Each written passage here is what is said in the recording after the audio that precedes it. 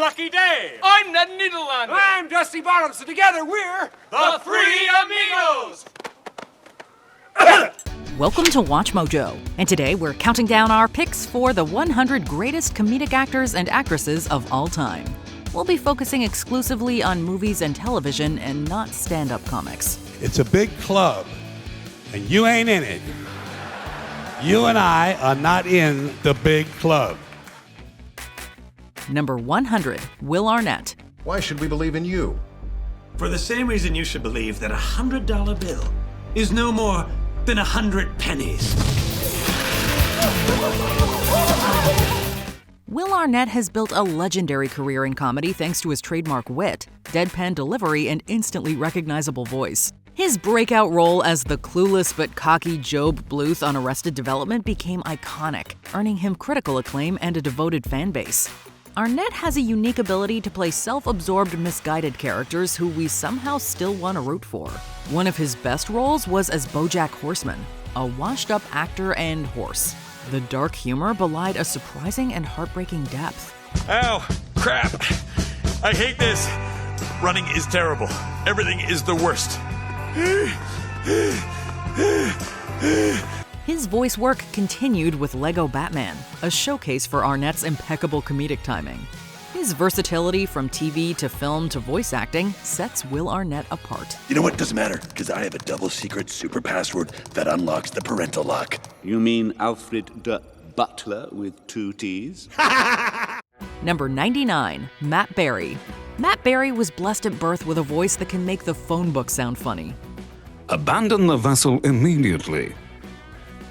Coupled with his eccentric delivery of dialogue, and you have the makings of a comedic icon. In the IT crowd, Berry became a favorite as Douglas Renham, a bombastic and absurd boss. I don't think I've ever looked in this drawer. Wow, a gun! His genius then began to shine in Toast of London. His Stephen Toast, a washed-up actor, navigates absurdity with hilarious deadpan arrogance.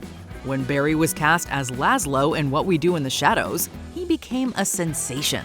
He has the unique ability to deliver mundane lines with completely insane intonations that transform the ordinary into pure hilarity. Go on, bugger off. To quote the brothers themselves from episode 113, Mid-Century Mess, this house is all kinds of Frank Lloyd wrong. Number 98, Chris Elliott. I'm sorry, child. Did I frighten you, child? Oh, I'm sorry. Are you scared? Chris Elliott has had a remarkable comedy career as the quintessential that guy from that thing, a journeyman actor whose presence elevates every project he touches. Known for his quirky, offbeat humor, Elliott first gained attention on Late Night with David Letterman, where his ridiculous sketches made him a cult favorite. So here's your letter, man. Here's your letter, man. For Dave right here. He later became a familiar face in Groundhog Day and There's Something About Mary, fleshing out the films with his famously awkward vibe. You look good. Except for the rash thing's still there, right? Yes, you noticed, huh? These are called love blisters. While not always a leading man, Elliott is a consistent scene stealer in TV shows like How I Met Your Mother and Schitt's Creek. Elliott's enduring appeal lies in his ability to inject an unmistakably weird brand of humor into even the smallest of roles. Yeah, let's go for it.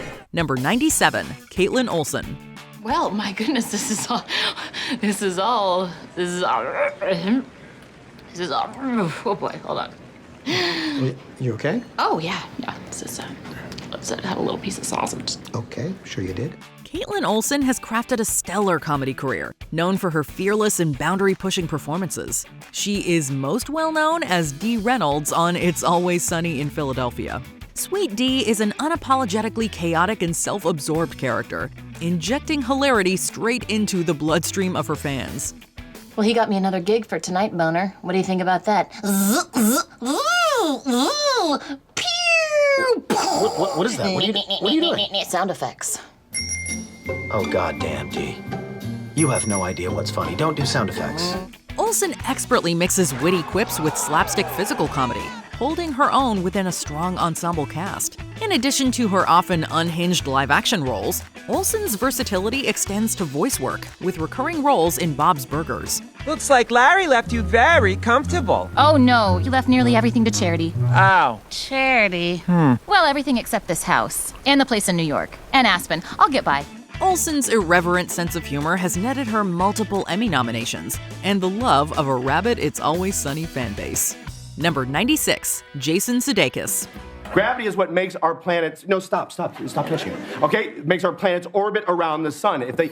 Knock it off, okay? Stop it. Stop. Jason Sudeikis has had one of the widest ranges of comedic roles of any actor working today. He first gained recognition on Saturday Night Live, where his ability to play anything from arrogant jerks to clueless everymen made him a standout cast member. Oh. Hey, next time you interrupt a woman in my courtroom, we gonna send you off to a lighthouse crawling with gators.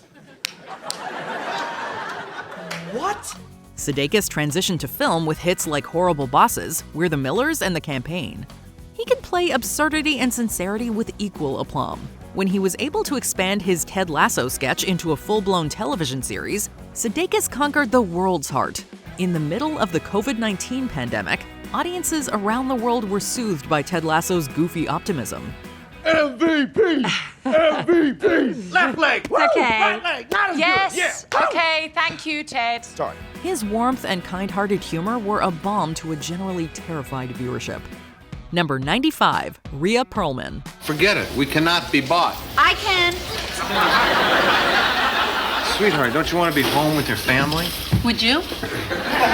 When it comes to playing prickly characters with a heart of gold, few can do it with as much charm as Ria Pearlman. She became a household name in the 1980s as Carla Tortelli, the fiery and sarcastic waitress on Cheers. She won 4 Emmy Awards, securing her place in sitcom history. The presents are all wrapped, all the kids are in bed, and Eddie's waiting up for me so that we could exchange our goodies in private. You don't wait until Christmas morning to open your presents? Oh yeah, but we like to exchange our goodies in private. Pearlman's biting humor set her apart from the rest of the cast, giving her scenes a fierce comedic energy. Beyond Cheers, she continued to shine in both TV and film, with memorable roles in Matilda, The Mindy Project, and Barbie.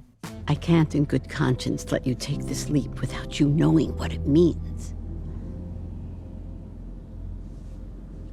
Take my hand. Pearlman's enduring appeal lies in her tempering a tough exterior with a deep sense of warmth. She is one of the most beloved comedic actors of her generation. Think any less of me? Number 94, Patrick Warburton. What's your name? I kind of think it's Manly Walker. Wheeler? No, Walker. Wheeler? No, you're not hearing me right. It's Walker. Patrick Warburton is blessed with one of the most recognizable voices in modern film and television. He became a fan favorite as the dim-witted but confident David Puddy on Seinfeld. His oddball mannerisms and stoic expressions made every scene memorable. Well, she doesn't mean anything to me either. If we're up to me, we'd still be together. Well, maybe I feel the same way. Okay. Okay, so now what? Let's make out. Warburton's comedic brilliance continued in The Tick, where he played the clueless yet heroic blue-suited superhero. He really came into his own deploying his trademark voice in animation. I am a citizen of the moment. I've built my white picket fence around the now with a commanding view of the soon-to-be. Starting with Kronk in The Emperor's New Groove and Joe Swanson in Family Guy, Warburton has become a prolific voice actor. Oh yeah, I thought we'd start off with soup and a light salad, and then see how we feel after that. Fans adore his knack for blending warmth with ridiculousness. It is our pleasure to introduce to you your chief flight attendant. Hello.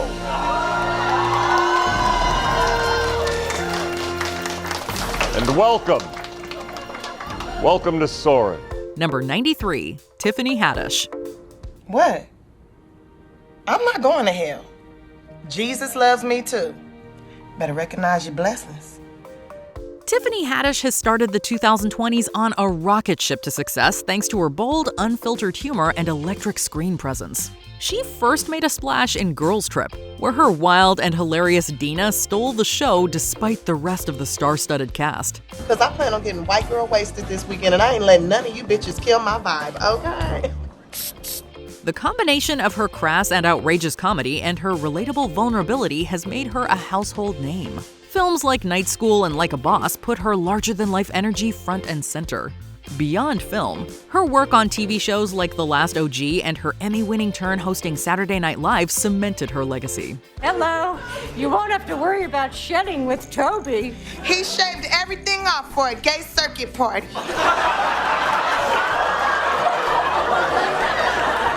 Despite some personal issues in 2022, her future as of 2024 looks bright. Number 92, Rick Moranis. Do-do-do-do, da-da-da, it's all I wanna be saying to you. Ask any Gen Xer or elder millennial and they will happily call Rick Moranis a beloved staple of their childhood. He first gained recognition on the Canadian sketch comedy show SCTV. There, his brilliant, sharp character work stood out and earned him a career in Hollywood. Oh, Dana, it's you. Hello, Louis. You gotta come in here. You're missing a classic party. Yes, well, I would, Louis, but I have a date.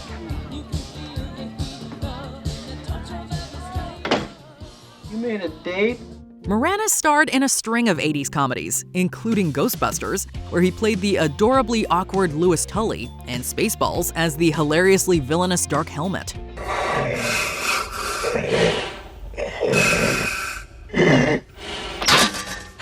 I can't breathe in this thing! His performances in Honey, I Shrunk the Kids and Little Shop of Horrors showcased his ability to play both the bumbling dad and the quirky underdog. His big heart and gentle humor shone out in his every role. Though he stepped back from acting, Moranis' unforgettable roles continue to resonate. That's great. It's not that great. Why? I Shrunk the Kids. What? And the Thompson kids, too. They're about this big. They're in the backyard.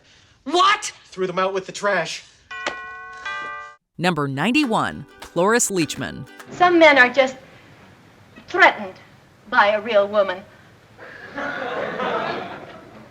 I'm afraid I've just been too much of a real woman. Cloris Leachman built an extraordinary comedy career that any actor would envy.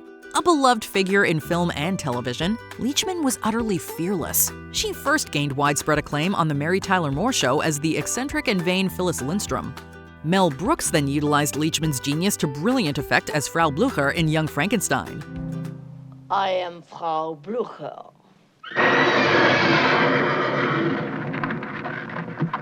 Steady! Leachman cleaned up at the Emmys in the 1970s and 80s in both comedies and dramas. She spent her matronly years in ridiculous supporting roles in sitcoms and films. What else do the Germans do? They also practice by drinking the urine of a ram. The what? They drink ram's piss. Her quirky, unpredictable characters and unapologetic wit were marketable well into her 80s and 90s. Leachman's commitment to her craft and willingness to embrace the outrageous made her an absolute trailblazer. Number 90, Dom DeLuise. Would you like me to make your hair stand up? Okay.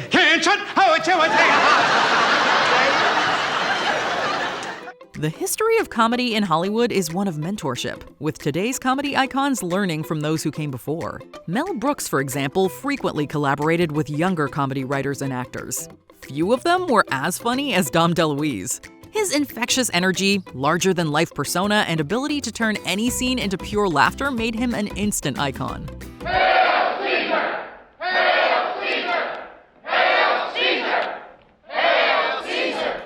He worked with Brooks frequently, stealing scenes in Blazing Saddles, Silent Movie, and History of the World Part 1. DeLuise was a slapstick savant, meshing his inherent sweetness with utter chaos. In the mid-1980s, DeLuise lent his voice to classic animated films like An American Tail and The Secret of Nim. There's plenty more where this came from, too. I got connections. Number 89, Jamaine Clement. Do you have any idea what it's like, Tim, to be up to your elbow in a zebra's vagina and feel life, new life, fresh life? No, I don't. You should try it, Tim. It's magical.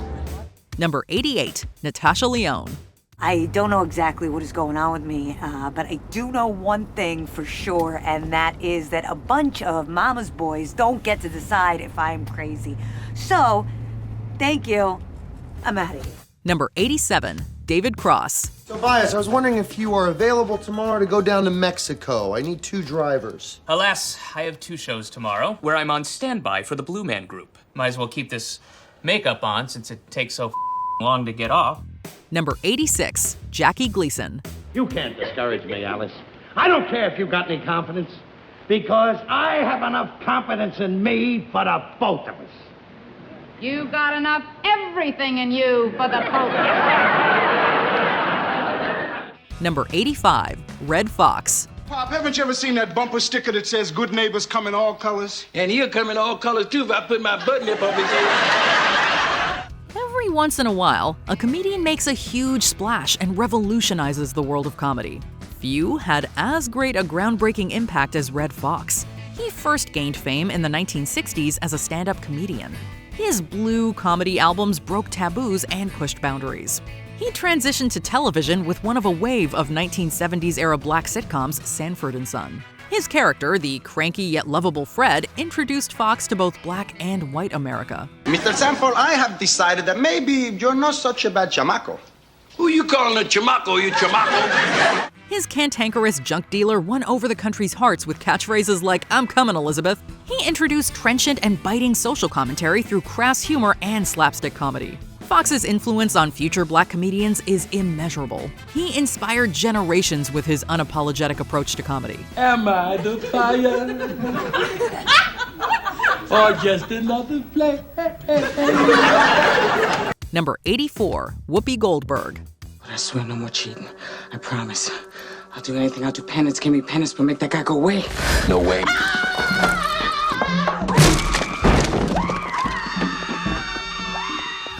Number 83, Michael Cera. Dude. Please. I'm really not in the mood for this. Okay, enough! Number 82, Paul Rudd. This is exactly what I look like when I jam Hartman. When I jam with my bass. Slap at the bass, mommy. Slapping the bass, mommy. There you go. Number 81, Carol Kane. Perhaps to Harlem.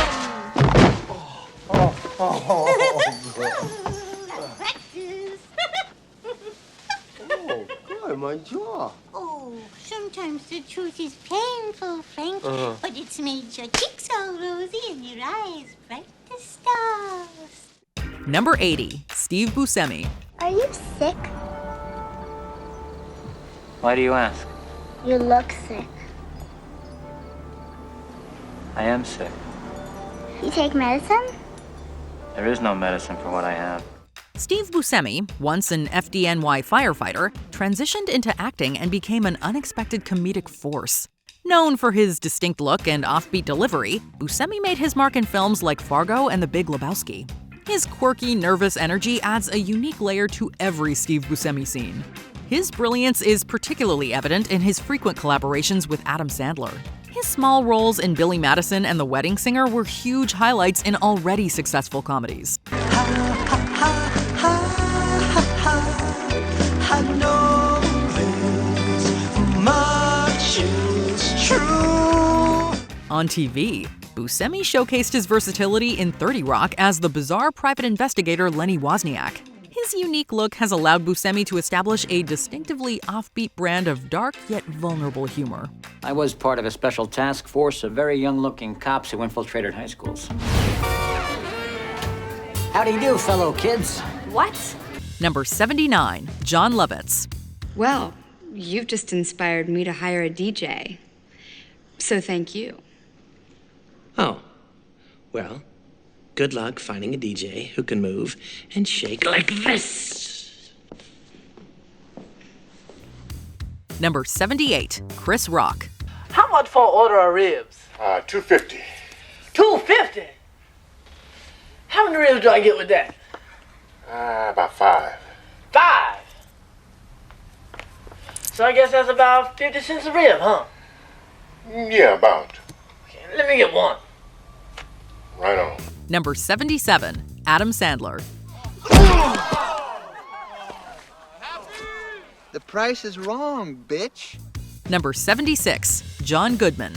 I like your style, young man, so I'm gonna propose you a proposition. You cover my bill so I don't have to run back upstairs. Get your waitress to wrap your dinner picnic style, and we shall retire to more private environs where I will tell you how there are vast amounts of money to be made in the service of God Almighty. Number 75, Betty White. Hi, Betty. How are you? Brian. Ryan. My name is Ryan. Get me a cup of coffee. No, my name's Ryan. We've been working together for weeks. Months, actually. Betty White had one of the greatest careers in the history of Hollywood, spanning more than 7 decades. Famously older than sliced bread, White died as an icon at 99. She had the singular ability to be both incredibly sweet and wildly sassy. When Betty White says she wants a cup of coffee, you get her a cup of coffee. White's earlier work on The Mary Tyler Moore Show as the sharp-tongued Sue Ann Nivens showed her ability to master both innocence and cunning. You know you're in love when you totally screw up Hungarian goulash. I tried it the other day and I was all thumbs. A simple thing like that. I mean, who could be bothered? A half cup, a whole cup? My cup is running over. She finally and deservedly became a household name with her portrayal of the lovable, naive Rose Nyland on The Golden Girls. White collaborated with B. Arthur, who played the sarcastic and strong-willed Dorothy Zbornak. Arthur, a legend in her own right, brought gravitas and wit to the show, perfectly complementing White's lighthearted humor. Listen, if there's ever a night where you can't sleep, I'll come to your room and sing Kumbaya. Rose, I don't know what to say. Yes, I do. Don't ever do that. Number 74, Jean Smart.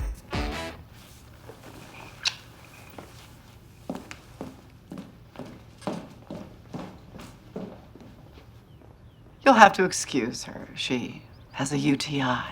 It's fine. Oh, and her father just died. Oh my God, I'm so sorry. Are you okay? Me? Thrilled. Number 73, Seth Rogen. This job really isn't how, shows like CSI make it out to be. I mean, when I first joined the force, I assumed there was semen on everything. And there was some, huge semen database that had every bad guy's semen in it. There isn't. That doesn't exist. Number 72, Eric Idle. Cheer up, Brian. You know what they say? Some things in life are bad. They can really make you mad. Other things just make you swear and curse. When you're chewing on life's gristle, don't grumble. Give a whistle. Number 71, Jack Black. What do you love? I love poetry. And a glass of scotch. And, of course, my friend Baxter here. Well, guess what? Now this is happening. Excuse me. Excuse me. What are you doing? That's how I roll. Number 70, Danny McBride. Daniel, you may want to stay seated for a second. Some really messed up stuff happened, and there were a lot of fatalities. Oh, really? You're putting your serious voice on, Jonah? Okay, tell me about these fatalities. When it comes to playing characters who are equal parts hilariously overconfident and broken, nobody can compete with Danny McBride. In 2006, he broke onto the scene with his role in The Foot Fist Way, a low-budget comedy that showcased his knack for blending unearned arrogance with sheer insanity. I'm gonna warn you, I don't think you're gonna like how this ends, hotshot. Face your partner. That singular voice found even wider acclaim on HBO's Eastbound and Down, where he played the egotistical and foul-mouthed ex-baseball player Kenny Powers. I'm in the darkest third world hole I've ever been in my entire life. About 1,100 million miles from where I should be. And the only way for me to get back there is for us to join forces. His work in movies like Pineapple Express, Tropic Thunder, and This Is the End further demonstrated his fearlessness in embracing the absurd. In The Righteous Gemstones, McBride continues to push boundaries as the greedy, hypocritical son of a televangelist. Jesse, would you like to tell our friends in here the experience you had? Yes, Daddy. The most amazing experience was just looking into the eyes of those people. Number 69, Glenn Howerton. God damn it! Shit!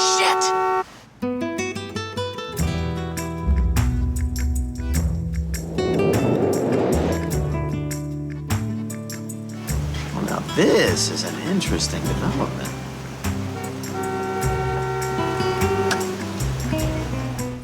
Number 68, Amy Poehler. I'm barely 34, and I've already landed a Parks Department exploratory subcommittee.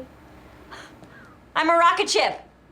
We kind of follow her journey of realizing how good intentions are often not enough.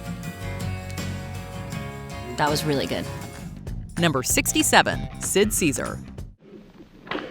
Hey, what is he eating? I'll have that spaghetti. I'll have that, yeah. That's not spaghetti, sir. That's spagooty. Cabbage extract and cauliflower derivative. It looks like spaghetti, so we call it spagooty. Well, I'll have a veal kitlet with some ravioli on the side. Number 66, Vince Vaughn. Janice, I apologize to you if I don't seem real eager to jump into a forced, awkward, intimate situation that people like to call dating. I don't like the feeling.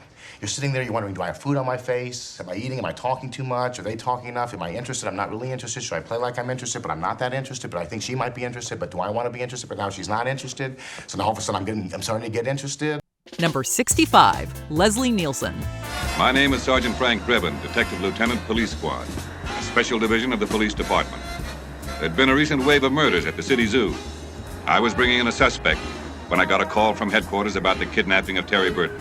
There are comedy actors, and then there are comedy legends.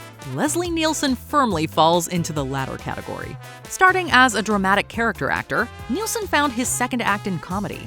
In Airplane, his straight-faced performance as Dr. Rumack turned every line into comedic gold.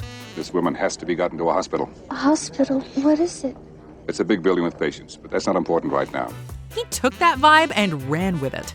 A master of the deadpan delivery in the middle of an absurd world, Nielsen was a serious face with a silly soul. He helped usher in the resurgence of slapstick comedy in the 1970s and 80s. Nielsen's role as the bumbling detective Frank Drebin in the Naked Gun series solidified his place in comedy history. His ability to deliver ridiculous dialogue with unwavering sincerity became his signature move. Yeah, Drebin. I have a message for you from Vincent Ludwig. I'm sorry I can't hear you. Don't fire the gun while you're talking. Number 64, Ryan Reynolds. Bang! Oh, hello. I know, right? Whose balls did I have to fondle to get my very own movie? Number 63, Kathryn Hahn. Have you seen my kid? He's like 9 feet tall and all he cares about is baseball. Do you go to all of his games? No. No, I don't. The last game I went to was 6 hours long and the final score was 1-2. So I'd rather go to Afghanistan than another kid's baseball game. Number 62, Eugene Levy. You know your Uncle Mort? He pets the one-eyed snake 5-6 times a day. It's like practice for the big game, you see? Mm-hmm. And it's like banging a tennis ball against a brick wall, which can be fun. Number 61, Bill Hader. The hell are these? What the hell are these? These are dozer pads. Each one is equipped with a GPS system and a countdown clock to remind you to complete a task every 55 minutes. It also has backgammon on it, which I could not delete, but you are not allowed to play. Number 60, Tracey Ullman. Observational humor and impressions have been cornerstones of modern comedy since the 1950s. Few have mastered both with the level of precision and incisiveness of Tracey Ullman. It began with The Tracey Ullman Show. Her ability to embody a wide range of characters made her an impressionist savant. I feel charming, oh so charming. It's alarming how charming I feel. I'm so pretty. Miss America can just resign. While the show jump-started The Simpsons, Ullman's performances were the main attraction. She seamlessly shifted from outrageous to heartfelt at will. Her character-driven comedy continued with Tracy Takes On, earning her multiple Emmys. Ullman's gift for impersonation and satire continued in Tracey Ullman Show, where her takes on public figures were sharp and hilarious. Sorry about that. There must be something wrong with the security camera. Yes, well, they can be temperamental. I loved you in James Bond. Oh, we just try to tell a good story. Her fearless, chameleon-like approach to comedy has made her one of the most inventive and enduring talents in the industry. Number 59, Fred Armisen. Bicycle right! Bicycle right! Bicycle right! Bicycle! On a bike! On a bike! I'm on a bike. You're gonna turn? You gotta tell me! Watch out! Bike, bike, bike, bike, bike! Cars, man, why? Number 58, Jane Lynch.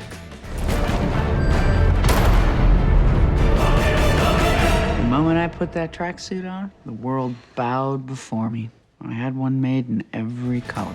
Number 57, Simon Pegg. Okay, everyone just stay where they are. I'm going to check if the coast is clear.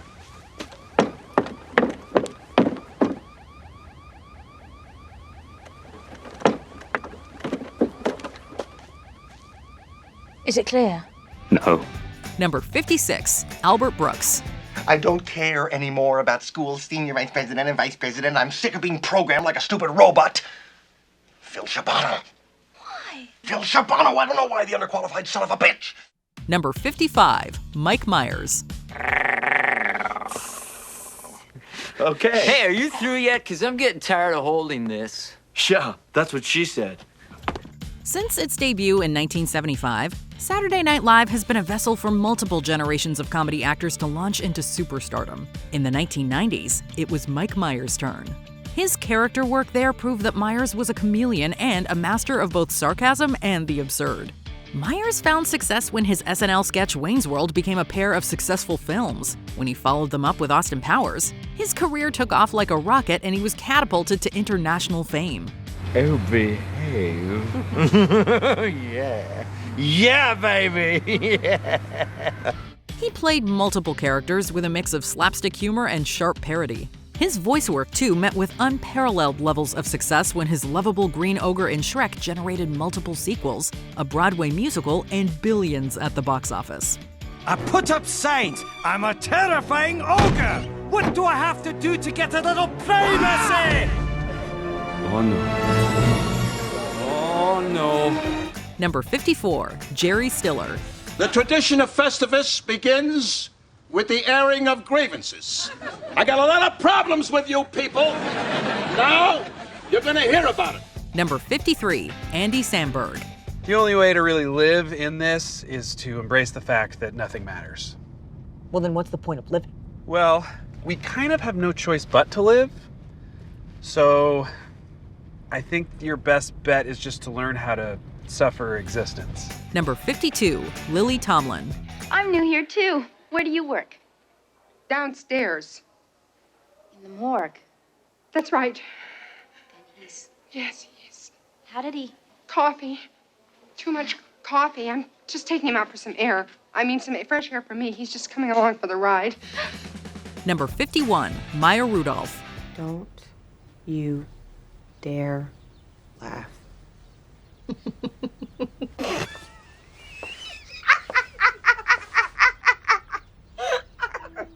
Okay, I cannot wear this dress! Number 50, Sacha Baron Cohen. Yakshimash. My name is Borat. I like you. I like sex. It's rare in the comedy world for an actor to bring something new to the table. Enter Sacha Baron Cohen, a comedian who has redefined modern comedy. His fearless, boundary-pushing approach to character work has challenged social norms and political correctness. His outrageous humor delivers a healthy dose of sharp social commentary. Cohen first gained fame in the UK with The Ali G Show. His alter egos, Ali G, Borat, and Bruno, conducted biting and satirical interviews that exposed the absurdities of his subjects. And what date does you hold the 4th of July on? Yeah, usually the 4th of July. Why? Well, that's why we call it that, I think, yeah. He then took Borat to the big screen, becoming a global phenomenon. He continued this provocative style in films like Bruno and The Dictator, using comedy to explore uncomfortable truths about politics, fame, and culture. We are 2 months away from enriching weapons-grade uranium to be used for peaceful purposes. Number 49, Ben Stiller. What is this? A center for ants? What? How can we be expected to teach children to learn how to read if they can't even fit inside the building? Number 48, Jason Alexander. Name one thing I have that puts me in a position of advantage, huh? There was a guy that worked at the Yankees, no arms. He got more work done than I did, made more money. He had a wife, a family, drove a better car than I did. He drove a car with no arms. All right, I made up the part about the car, but the rest is true. And he hated me anyway. Number 47, Catherine O'Hara. Come taste the difference good fruit can make in your wine. You'll remember the experience, and you'll remember the name, Herb Ervlinger, Bert Herngreif, Irv Hermlinger, Bing Livehanger. Number 46, Stan Laurel and Oliver Hardy. What does he want? We didn't advertise for two. Oh, but we can do the work of one. Well, you see, sir, it just so happens that our business takes us today. Then I thought that... We'll see. Come in. Thank you. Number 45, Danny DeVito. Listen, I got an idea. We should go into business together. You could be a boxer, I could be a manager. Oh, I don't think I could fight for money. No problem. You do all the fighting, I'll keep all the money. Danny DeVito is one of those actors who can do anything. Heartfelt dramas, silly comedies, none are beyond his abilities. He did, however, find a niche for himself in comedy, with decades of shows and films under his belt. Despite his diminutive stature, his characters tend to be quirky and larger than life. DeVito's success began in the 1970s with Louis De Palma on Taxi. The short-tempered, scheming cab dispatcher earned him an Emmy. It's Christmas Eve. What the hell? I'm gonna let you go home early. Come on, get out of here. Merry Christmas. Louis, I get off in 6 minutes. Well, go. Enjoy them. In the 80s and 90s, DeVito kept the momentum going with movies like Twins, Batman Returns, and Get Shorty. Modern audiences, though, know Danny DeVito as Frank Reynolds on It's Always Sunny in Philadelphia. Frank is a depraved lunatic whose hilarious antics have delighted audiences for nearly 20 years. No hesitation. No surrender. No surrender. No surrender. No surrender. Oh, shit. I surrender. Number 44, Mary Tyler Moore. Look, let's just cut this dumb talk right now, all right? Okay. You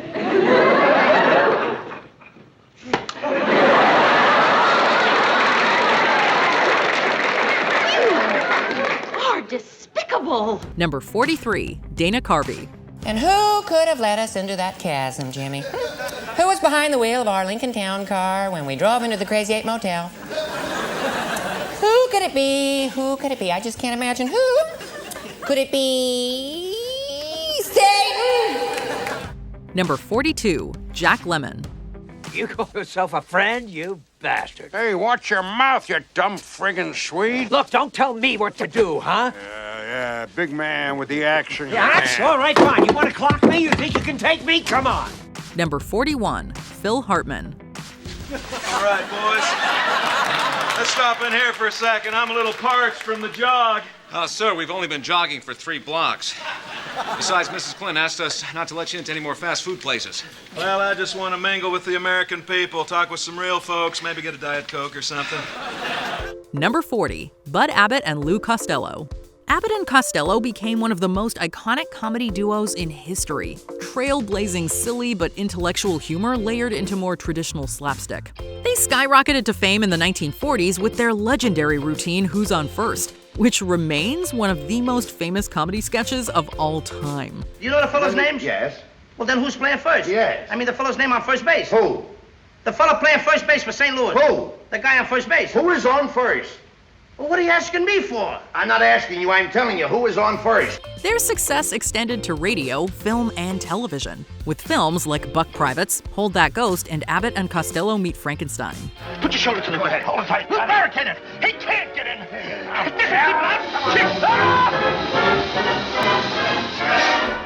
Their slapstick vibe meshed with fast-paced banter set the standard for comedic partnerships. Abbott's straight man role perfectly complemented Costello's bumbling childlike persona, creating a dynamic that brought out the best in both.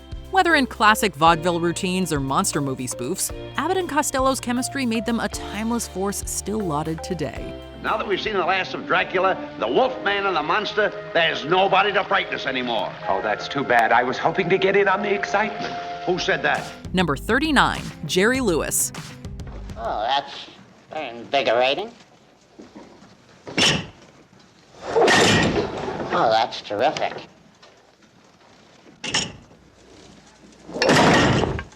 Oh, I'm going to have a great deal of fun with this, I can tell. Number 38, Madeline Kahn. Yes, I did it. I killed Yvette. I hated her so much. It flames on the side of my face. Number 37, Melissa McCarthy. Hey, not Air Marshal John. You want to get back in that restroom and not rest? No. I have to get back to my seat. Yeah, you got to get back on my seat. You get it? Number 36, Dan Aykroyd. Personally, I like the university. They gave us money and facilities. We didn't have to produce anything. You've never been out of college. You don't know what it's like out there. I've worked in the private sector. They expect results. Number 35, John Cleese. Finished? Just, thank you so much. Not at all. Charmed, I'm sure. Ingrowing toenail, right foot. You'll find it on the end of the leg. John Cleese is a towering figure in British comedy, known for his sharp wit and intellectual humor. He first made his mark with Monty Python's Flying Circus, where he and fellow Python members like Graham Chapman and Michael Palin created groundbreaking surreal sketches that reshaped television comedy.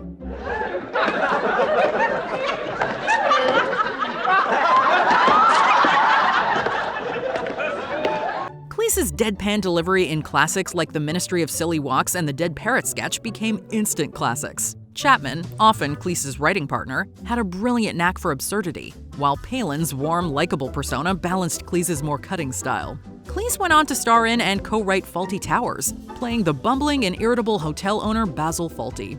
His work in films like A Fish Called Wanda further cemented his legacy as an all-time great.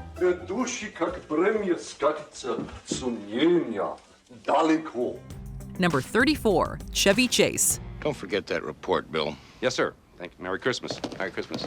Merry Christmas. Merry Christmas. Kiss my ass. Kiss his ass. Kiss your ass. Happy Hanukkah. Number 33, Kevin Hart. Yes, cake is my weakness, along with speed and strength. Huh.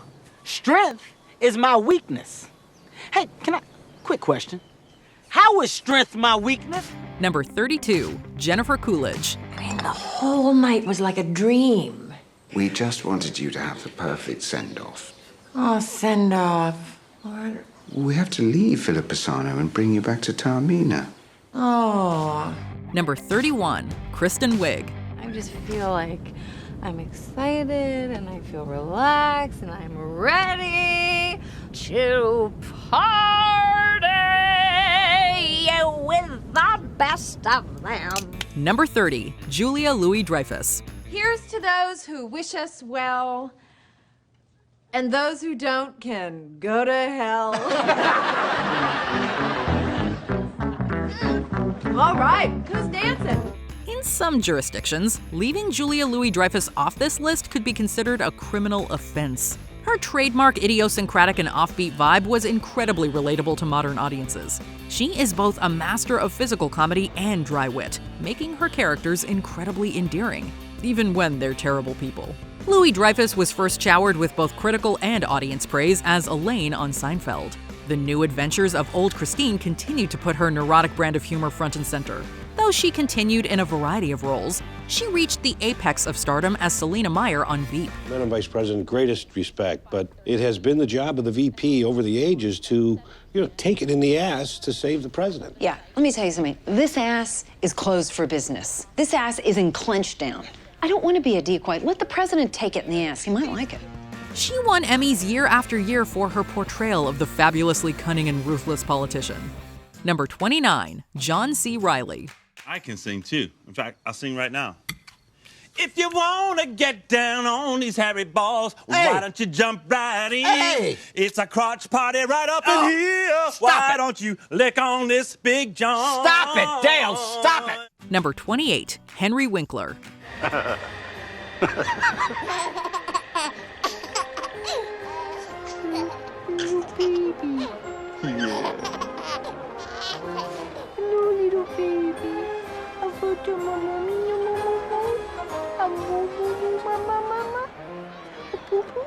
Number 27, Kate McKinnon. Hey, Anderson, would you help me out? No, this is a trick. No, it's not a trick. It's me, Hillary Rodham Clinton. Here, if you come down, I'll give you a copy of my book, What Happened, by me, Hillary Rodham Clinton. Go on, take it. Number 26, John Belushi. Did you say over? Nothing is over until we decide it is. Was it over when the Germans bombed Pearl Harbor? Hell no! German? Forget it, he's rolling. And it ain't over now. Because when the going gets tough,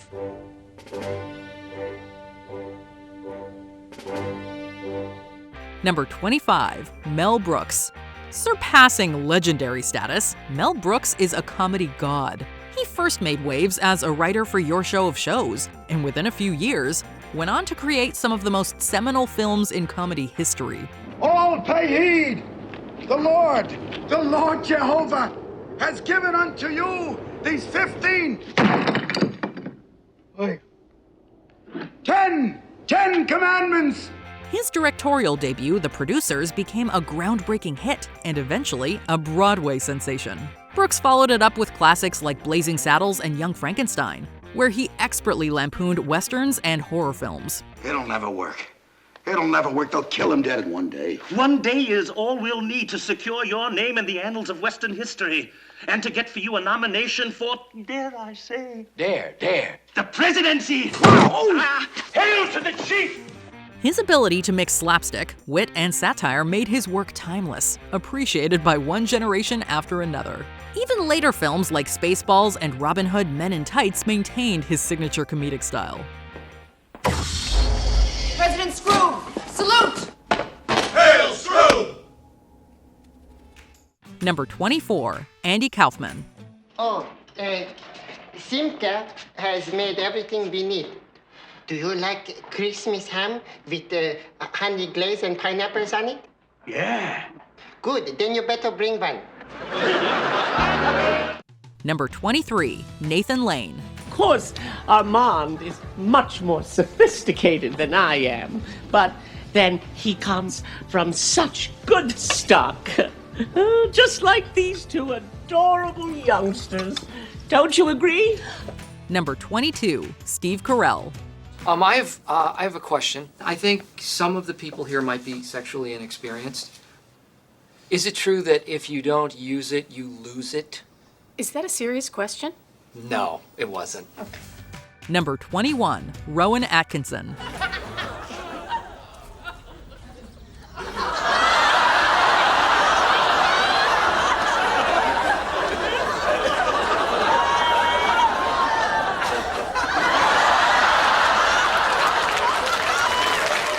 Number 20, Bill Murray.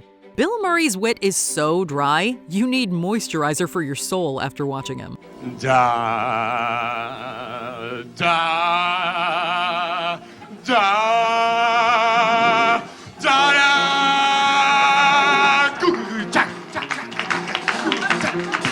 Murray joined the cast of Saturday Night Live in 1977, where he immediately stood out as a comedic force. It didn't take long for his career to launch into the stratosphere. Films like Caddyshack, Ghostbusters, and Groundhog Day allowed him to show off his character work and trademark blend of wry humor with easy charm. You folks ready to order? I didn't just survive a wreck. I wasn't just blown up yesterday. I have been stabbed, shot, poisoned, frozen, hung, electrocuted, and burned. Oh, really? And every morning I wake up without a scratch on me, not a dent in the fender. I am an immortal. Murray's subtle sarcasm allowed him to make even giant bastards completely relatable. As he aged, Murray evolved and began to choose more offbeat roles in films like Rushmore and Lost in Translation. Whether we're talking Murray classic or the dapper older gentleman, his filmography has something for everyone. Are you okay? I'm a little bit lonely these days. Number 19, Tina Fey. Am I the last one in this city still following the rules of being a person? You know what? New York is overrated. $3, 2 bags, 1 me. Say, where does a young prostitute get started in this town? Tina Fey is a perfect example of how some of the best comedians are also the smartest. Her scathing repartee is the stuff of legend. She became SNL's first female head writer in 1999 and joined the cast as a Weekend Update anchor the following year. Fey's writing genius took center stage on 30 Rock, a sitcom loosely based on her experiences at SNL. Her portrayal of Liz Lemon was a cultural touchstone while the show was on the air. In film, Faye's talents shone bright with hits like Mean Girls, which she also wrote, and Date Night. I have had enough! My kids are gonna have me up in 90 minutes, so this shit ends now! I'm gonna count to 3, and every one of you boys is gonna put down your guns! Is she serious? 1! I think she's serious. With her deep roots at SNL, Faye has been discussed as a potential replacement for Lorne Michaels when he retires. Number 18, Martin Short.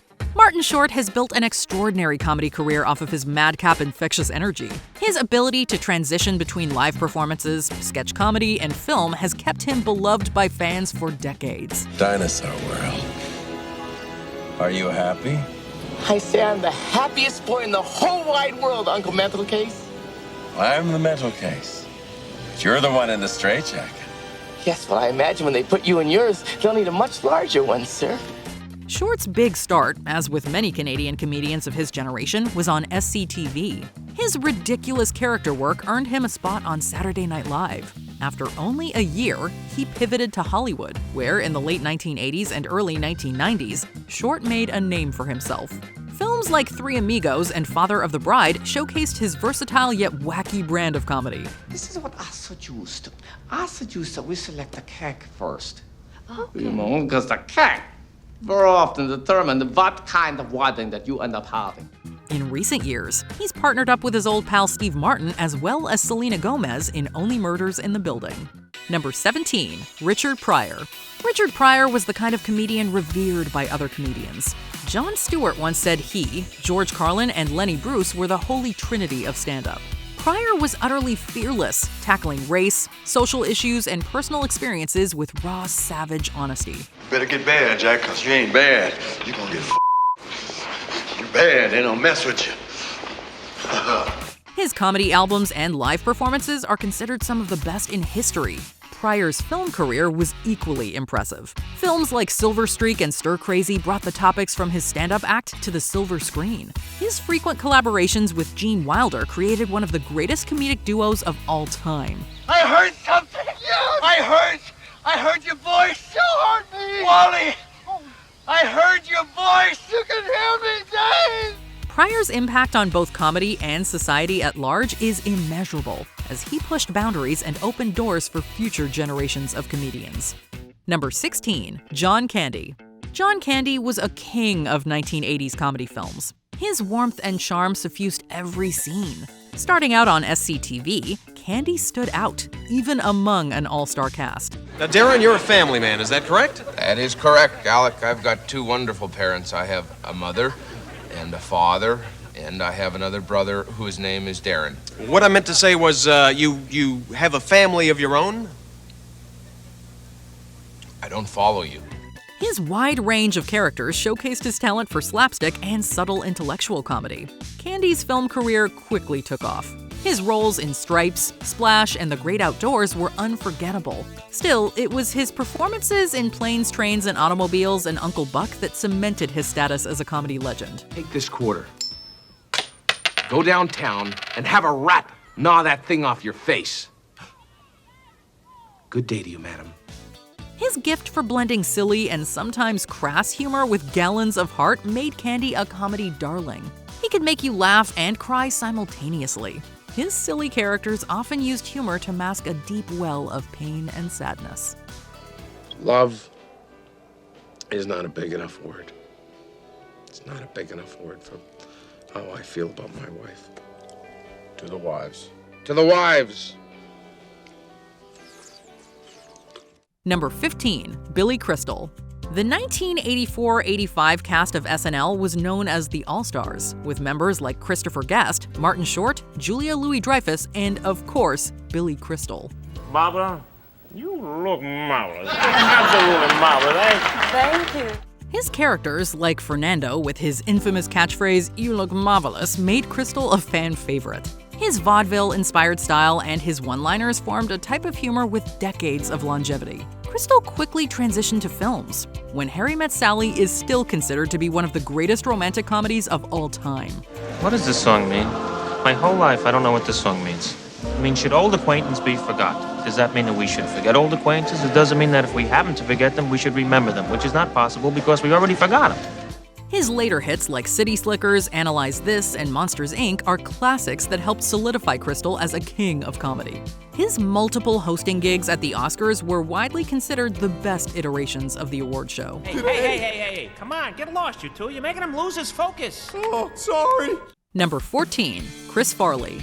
One measure of an actor and comedian is the way their colleagues talk about them. By that measure, few comedy actors were as loved as Chris Farley. That guy in a little coat. That guy in a little coat. Take it off, dickhead. I'm serious. Richard, what's happening? Farley was a humor tornado, a whirlwind of energy, physicality, and pure distilled joy. On SNL, his characters were utterly unforgettable, from his infamous Chippendale sketch to the overzealous motivational speaker Matt Foley. I am 35 years old. I am divorced, and I live in a van down by the river. His gut-busting performances were instant classics. Farley's larger-than-life personality transitioned seamlessly to film, with starring roles in Tommy Boy and Black Sheep. His slapstick genius and lovable buffoonery were a perfect fit for the mid-90s. His fearless approach to comedy, throwing himself into every scene, often literally, made him a one-of-a-kind talent. Here's Shadow. Here's you. Here's Matt. There's you. There. Number 13, Gilda Radner. As you can probably tell by now, sketch shows like SCTV and Saturday Night Live were fertile ground for cultivating the best comedy talent. To that end, it's telling that Gilda Radner was the first person ever cast on SNL. That's why I want to talk to you tonight on behalf of a God-given American right. The right to extreme stupidity. Extremely stupid people are discriminated against all the time. And I should know, and so should Fern, because we are. Her brilliance was undeniable, like a force of nature. Radner's characters like the mischievous Rosanna and the clueless Emily Latella were 1970s staples. But what this cutie didn't know was when she wiped off her nose, she didn't push back in this one little perfect little nose hair. It just stuck out there, and it was long, and it was black, and it was perfect, and I thought I was gonna die. Whether playing lovable weirdos or nailing spot-on impressions, she was bold yet sensitive in her every role. Radner's radiant energy lit up the stage and made her a trailblazer for women in comedy. Her work in the one-woman show Gilda Live further solidified her status as a comedic powerhouse. Number 12, Gene Wilder. Gene Wilder gave a masterclass in controlled chaos in every performance, where manic energy met heartfelt sincerity. He had a gift for playing characters on the brink, whether it was the nervous accountant in The Producers or the unhinged scientist in Young Frankenstein.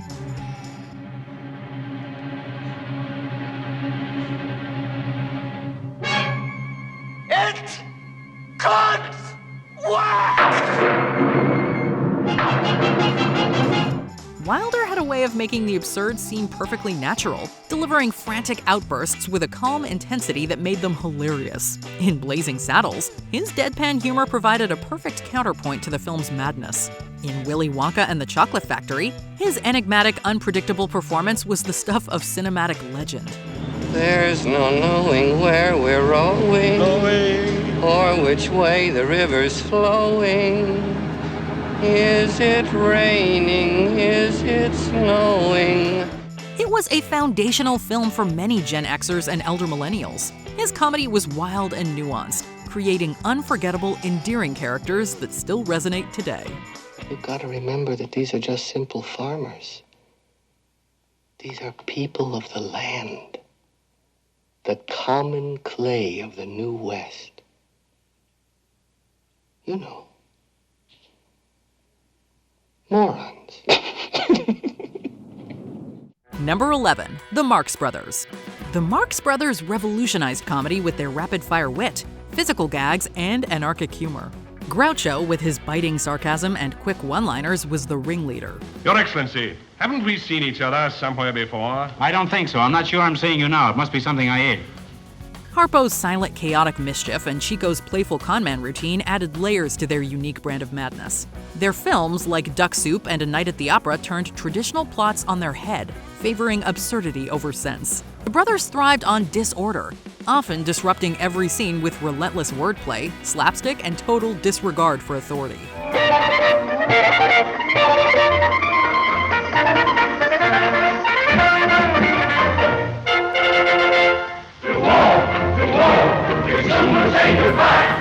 Their comedy was pure, unfiltered mayhem. Whether it was Groucho's snappy insult, Harpo's wild antics, or Chico's ridiculous accents, they left audiences in stitches. Together, the Marx Brothers crafted a legacy of irreverence that still influences comedians today. Last week in the same hour, I told you that Mrs. Moskowitz was expecting a blessed event. Well, last night, Mrs. Moskowitz had twins. Okay, Mr. Moskowitz. Thank you, Professor. It was nothing at all. Number 10. Will Ferrell. Will Ferrell's comedy career is a patchwork of outrageous characters, absurd scenarios, and unrestrained energy. He first forged his reputation on Saturday Night Live, where he established his insane impersonations and larger-than-life personas. Ferrell's signature style blends over-the-top physicality with a childlike innocence, creating a comedic dichotomy that's irresistibly funny. Unique New York. Unique New York. I love scotch. I love scotch. Scotchy, scotch, scotch. By the start of the 2000s, Ferrell had begun to make a name for himself in Hollywood. Characters like the infamous Mugatu in Zoolander set him apart. Smash hits like Anchorman and Step Brothers are still considered some of the funniest films ever made. Who's the one guy you would sleep with? John Stamos. What? Did we just become best friends? Yup! Do you want to go do karate in the garage? Yup! His hilariously quotable dialogue and unforgettable moments continue to entertain viewers years later. Your tiny Jesus, your golden fleece diapers with your tiny little fat balled up fist pawing. He was a man. He had a beard. Look, I like the baby version the best. Do you hear me? I win the races and I get the money. Ricky, finish the damn grace. Number 9. Steve Martin. Steve Martin's decades-long career is a dazzling brew of clever banter, absurdity, and a touch of surreality. Now when he was a young man, he never thought he'd see people stand in line to see the boy king. He initially captivated audiences as a stand-up, combining playful one-liners and whimsical quips. He would often wear a signature white suit and play the banjo. Martin's films, like The Jerk and Planes, Trains, and Automobiles, highlight his knack for playing lovable misfits. His humor often straddles the line between the ridiculous and the profound. Why are you holding my hand? Where's your other hand? Between two pillows. Those aren't pillows. Father of the Bride is the prime example, where he navigates the chaos of parenthood with both hilarity and pathos. Martin has a unique ability to balance slapstick wackiness with brilliant insights into the everyday human condition. And he comes from a long line of major overreactors. Me, I can definitely lose it. My mother, a nut. My grandfather, stories about him were legendary. Number 8. Buster Keaton. Buster Keaton redefined comedy in the era of silent films. He seemed to have perfect mastery over his own body, engaging in death-defying stunts for brilliant comedic effect. Known as the Great Stone Face, Keaton's ability to maintain a serious expression amid utter madness made his humor all the more striking.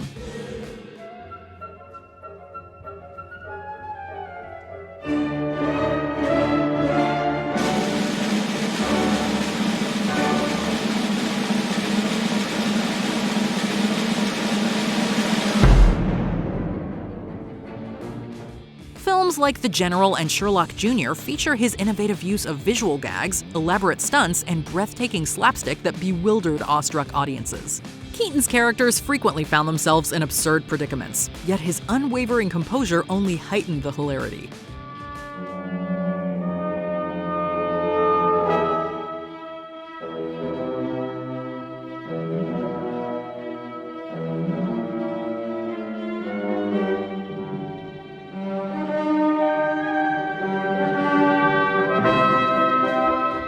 His meticulous attention to detail and clever storytelling set a high standard in filmmaking. influencing generations of filmmakers and performers. Number 7. Carol Burnett. If the gods of comedy distilled pure brilliance and poured it into a human mold, that person is Carol Burnett. Hey, do you run this store? Boy, I sure like to come and see you run this store. All I have seen you do is act like a goon and jump up and down these aisles and tell dumb jokes. The Carol Burnett Show is easily one of the smartest sketch comedies in television history. Burnett captivated audiences for over a decade thanks to a perfect cocktail of satire and slapstick. Her style is characterized by seamless transitions from uproarious physical comedy to poignant storytelling.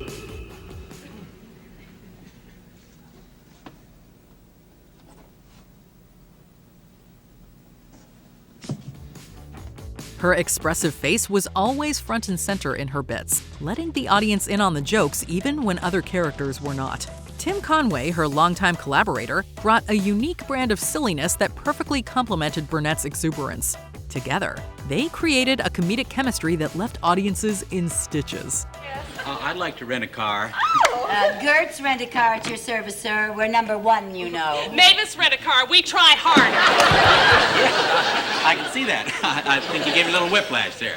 Number 6. Peter Sellers. Peter Sellers was a chameleon. He could inhabit virtually anyone and adopt any personality. He is most well known for his multiple turns as Inspector Clouseau in the Pink Panther film series.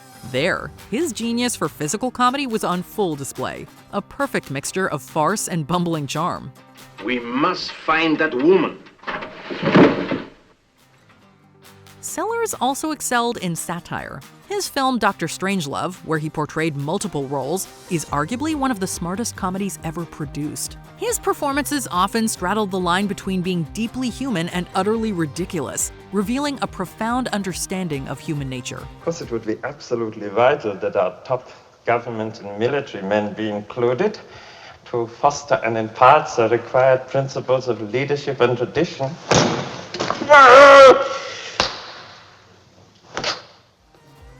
Whether he was playing a hapless detective or a sinister doctor, Sellers' fearless commitment to his characters created unforgettable moments.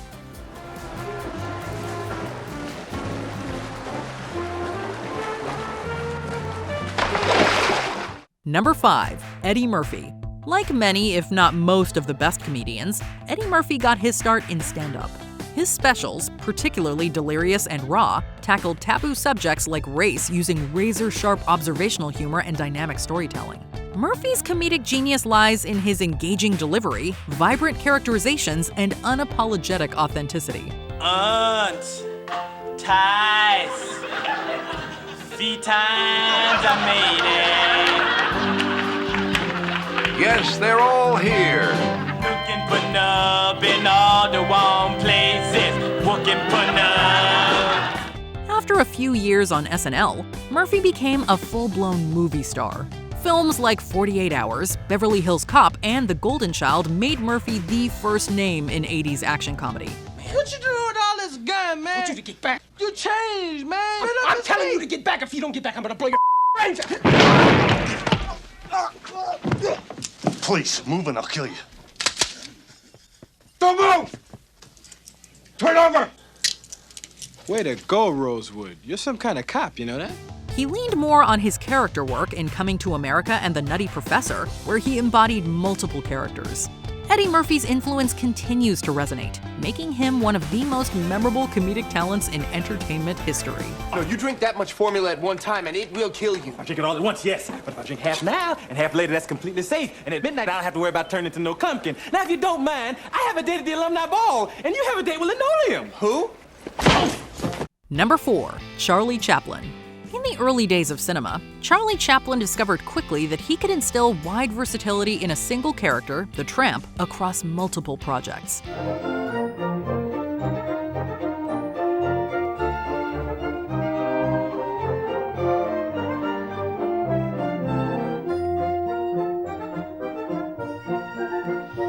His mischievous charm captured the hearts of audiences worldwide. In the silent era, physical comedy was king, and Chaplin was its master. Still, even as film evolved into the talkies, Chaplin managed to survive when others could not. He incorporated trenchant social commentary into his routine, resonating with audiences during a tempestuous time in history.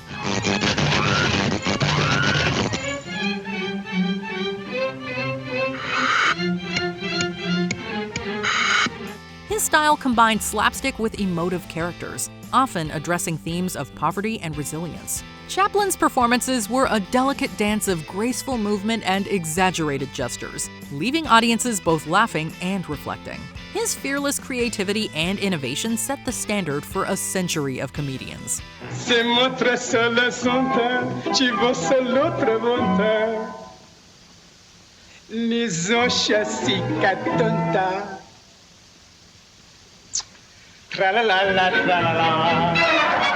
Number 3. Lucille Ball.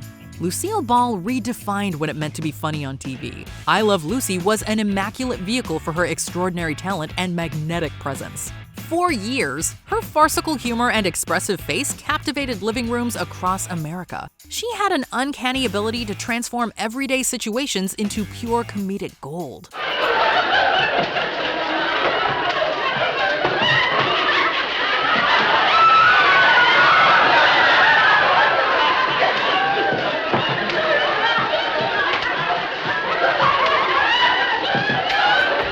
Routines like the infamous chocolate factory scene have resonated for decades after they aired.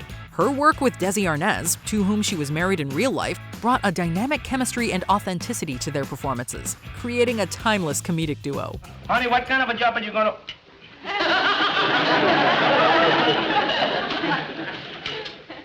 What kind of a job are you gonna get? Are you gonna go to an employment office? Lucy, why don't you answer me? That's nice, dear. Together, they pushed the boundaries of sitcom storytelling, making relatable family dynamics funny. Lucille Ball's influence on comedy is indelible, leaving an enduring mark on television history. Allora ci vogliamo divertire davvero, eh? Va bene, adesso m'accomodo io.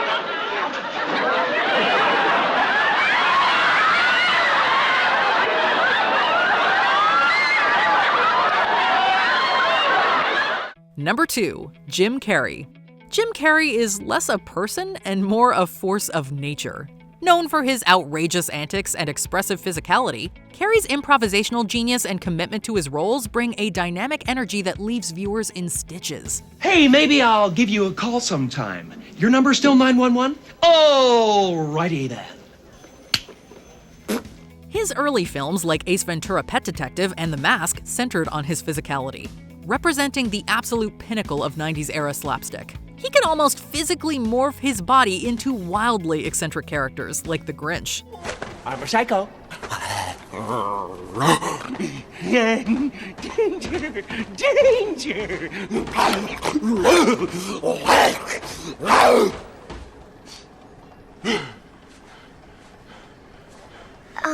Maybe you need a timeout.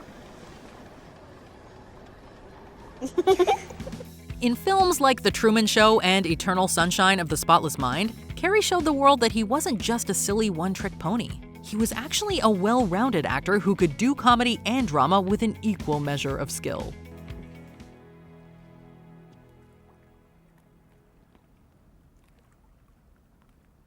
In case I don't see ya, good afternoon, good evening, and good night. Yeah. Before we continue, be sure to subscribe to our channel and ring the bell to get notified about our latest videos. You have the option to be notified for occasional videos or all of them. If you're on your phone, make sure you go into your settings and switch on notifications.